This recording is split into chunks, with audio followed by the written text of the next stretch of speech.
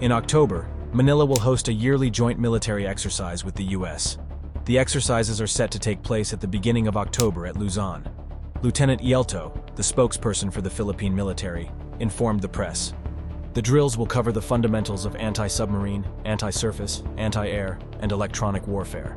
Naval fleets from Japan, Australia, the UK, and Canada might participate in the joint exercise through subject matter expert exchanges and disaster response tabletop events, further enhancing maritime integration and combined interoperability. Indonesia and New Zealand may also join as observers. While these activities are annual, they come at a pivotal moment as tensions between the Philippines and China escalate. We'll continue to work together to see where we can take this exercise. This is just one of many exercises that we conduct in the region, but it's a very important one, and I applaud the Philippine leadership in being willing to bring in other nations to what was a bilateral exercise and expand it so that we learn and train with one another. That's how you get better.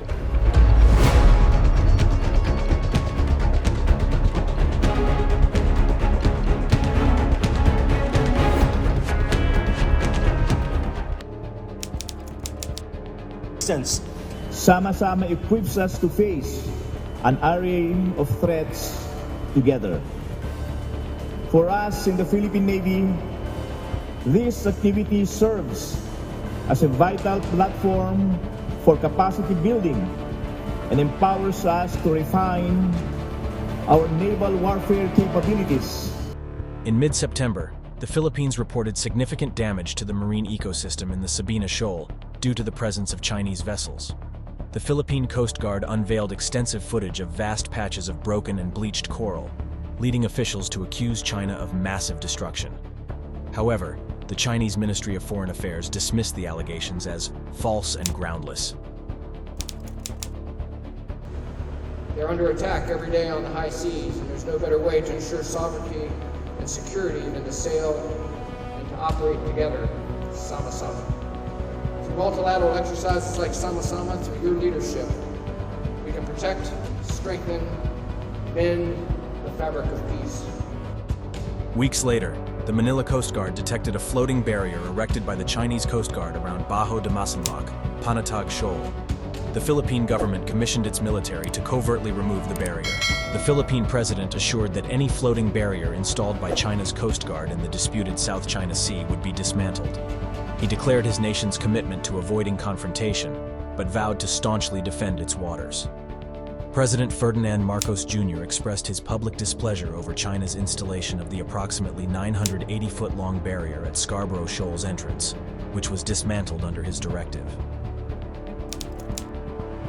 I think what we want is the normal rules-based international order that has served our region so well by operating and following laws that have been upheld and are very clearly stated in documents like the United Nations Convention Law of the Sea, demonstrating that we know how to operate in accordance with the rule of the law. We decrease the chance for miscalculation. And I think that it's really important that we all recognize that the global maritime commons are used by everybody, and everybody wants the global maritime commons to be free and open.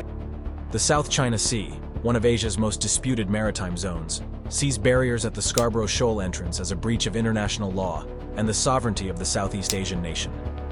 Beijing has occupied the shoal since 2012 in an attempt to assert dominance over almost the entire South China Sea. For decades, the Scarborough Shoal, about 124 miles off the Philippines and within its exclusive economic zone, has been a contentious site. China refers to the rocky outcrop as Huangyan Island and accuses the Philippines of intruding into Chinese waters. The Chinese barrier had stopped numerous Filipino vessels from accessing the rich fishing area. According to the Philippine Coast Guard, the Chinese Coast Guard vessels installed the rope and net barrier, held up by buoys, while more than 50 Philippine fishing boats waited outside the shoal. Philippine Coast Guard spokesman Commodore J. Terriella announced in a news conference that a surveillance aircraft observed 2 Chinese Coast Guard vessels guarding the shoal's entrance, continuing to hinder Filipino fishermen. "We're not looking for trouble, but we will continue defending the maritime territory of the Philippines and the rights of our fishermen, who have been fishing in those areas for hundreds of years," the Philippine president commented at a news briefing. We thought of expanding it to become a multilateral exercise 4 nations have sent their ships for some exercises at sea, but other navies will participate in other events like HADR, subject matter expert exchanges. So not all the 8 participating countries will do exercises at sea. Wang Wenbin, the Chinese Foreign Ministry spokesperson, asserted at a news conference that the shoal is China's inherent territory. He criticized the Philippines' actions, stating, "What the Philippines has done is nothing but a self-entertaining farce. China will persist in safeguarding the territorial sovereignty and maritime rights of Hwangyan Island." He further addressed the Philippines vessel for intruding without permission and praised the restraint of the Chinese Coast Guard during their operation. Alberto Carlos, Vice Admiral of the Philippines Navy, voiced concerns to the media. He speculated that the Beijing Coast Guard might place a similar floating barrier at Ayungin Shoal's entrance, where a small Philippine Navy contingent occupies a long-grounded warship. Chinese Coast Guard ships have patrolled the area for some time. Carlos confirmed the Philippine Navy's commitment to the Marcos administration's directive to maintain the Filipino vessel's presence at this territorial outpost. The recent special operation is anticipated to strain the Philippines-China relationship further. While they have clashed over the shoal previously, tensions had decreased under the Philippines' former pro-Beijing administration. Under Marcos, inaugurated the previous year, the Philippines has strived to foster positive ties with neighboring countries, including China. However, unresolved territorial disputes might place these nations on a potential collision course. Despite not laying any claims, the U.S. Navy has conducted patrols in the waterway for years, challenging China's extensive territorial claims and promoting freedom of navigation and overflight. The U.S. has signaled its commitment to defend the Philippines under the 1951 Mutual Defense Treaty, should any conflict arise, especially in the South China Sea. This recent conflict between China and the Philippines in the South China Sea, a major global trade route, follows President Marcos's decision to allow an expanded U.S. military presence in the Philippines under a 2014 defense pact. This move, placing more American forces closer to Taiwan and southern China, angered Beijing. Beijing has criticized these efforts as provocative and tension-inducing. Controlling the shoal, approximately 528 miles from mainland China, is a sensitive issue.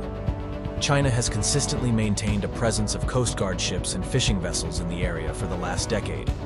In 2016, the Philippines sought arbitration at the Permanent Court of Arbitration in The Hague. The court ruled against Beijing's claim to most of the South China Sea. However, Beijing neither participated in the arbitration nor accepted the ruling and continues to defy it.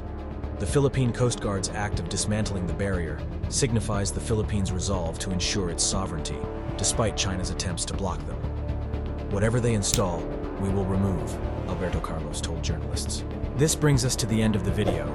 If you found this video insightful and want to see more, check out some of our previous videos and hit the subscribe button to stay connected.